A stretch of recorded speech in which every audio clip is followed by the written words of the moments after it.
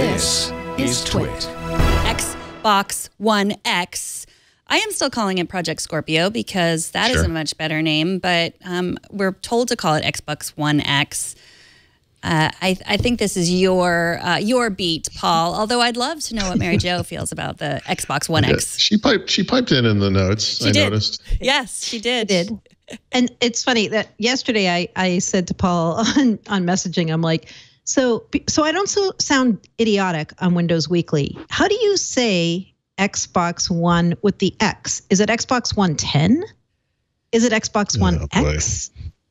And the reason I ask is I'm one of those people. GIF to send to her, but no, you know what? I'm one of those people who could never train myself because I don't talk about it often to call Apple's operating system OS 10. I always call it OS X. Mm-hmm. Right. A lot of people did do that. And I still do. So that's why I was curious about that. Well, now they leave it off, so you can just not call it anything. I know. Now it doesn't matter. Yeah, so here's my summary of the announcement. And this is all I'll say in this segment. Oh, come on. TLDR. Well, I mean, aside from you want to know about Xbox One X? Want to know about Xbox One X? Here's what you need to know. It's another black gaming console. Costs $500. Ships November 7th. There we go. You're done. I have a slightly more nuanced view of it than that. Do you? Do you? Surprising. It's future look. It's forward looking, right, Paul? Yeah. I mean, and, you know, there's a big change going on in the video game world. Actually, there's a bunch of big changes, right? And so consoles are being revved midstream, which never happened before, right? So you've got this roughly 8-year product life cycle. In the past, that 8 years was one console, no changes, you know, except for maybe some cosmetic and cost reducing type things. But the specs basically were always the same. Microsoft and Sony this time are revving their consoles midstream. And there's some huge advantages to that, including backwards compatibility without having to go through emulation or whatever. And then you can address new capabilities. In this case, like 4K, UHD, HDR, you know, things like that. Microsoft is kind of taking that to a different level as well because they've expanded the notion of what Xbox is to include Windows 10 PCs. And while it's not 100% compatible across the board, it never will be, we already have a bunch of things that are common between the two platforms. You can play some of the same games through Xbox Play Anywhere. And there were hints this past week that might be bringing backward compatibility to Windows 10, which means you might be able to someday play Xbox games, actual Xbox games, on Windows 10 PCs as well, which would be amazing. And so, you know, for Microsoft, though, and for the Xbox One X in particular, this is a chance to one-up Sony technologically, which is important because Microsoft hasn't had a console that was technically more advanced than a Sony console since the original Xbox. And, you know, I would say they roughly tied the previous generation from like a sales perspective, but this generation, they're getting killed. It's about 2 to 1. And Sony revealed this week that they have, I think it was 60.4 million PlayStation 4s sold to customers. Microsoft third-party estimates is about 33 million. So it's roughly 2 to 1. And so this is an opportunity to attract the hardcore gamers, the guys who are going to have those expensive sets, those expensive home theater systems that they can connect these things to, and provide really expensive PC capabilities at a reasonable price for what it is. Right, it's cheaper than a new iPhone, so, you know, yeah, no that's judgment. Right. And not a lot of complaining there every year when we have to upgrade those. Mm-hmm.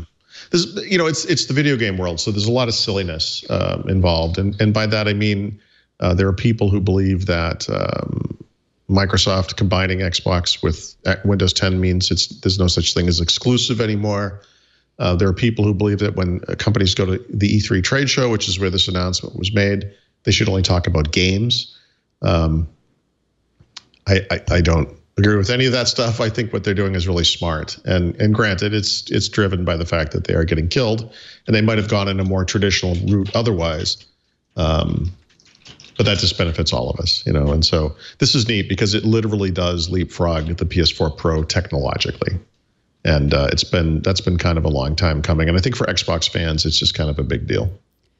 Do you have a PlayStation 2, Paul, or just? Or do you also have a PlayStation 4, or just? So you have both. I do have a PlayStation as well. And I go in and out of it to kind of test to see where it's at. Frankly, from I don't know, not from a games perspective, because I don't actually have a lot of insight into that. But as far as the general performance and the look of the games and all that kind of thing, I find the two consoles to be comparable today. I don't have a PlayStation 4 Pro, which is the 4K version of the PlayStation. So I can't really say, and of course I don't have this either. So I don't really, all I can go off of is the video stuff.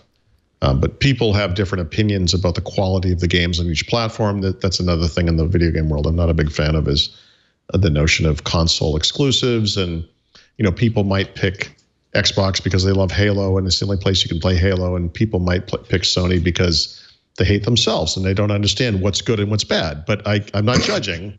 I'm just saying we all have different opinions. So is this something, you say the price is right. Is this something that you think that you will get when it comes out? Yeah, I'll pre-order this first day that I can. Absolutely.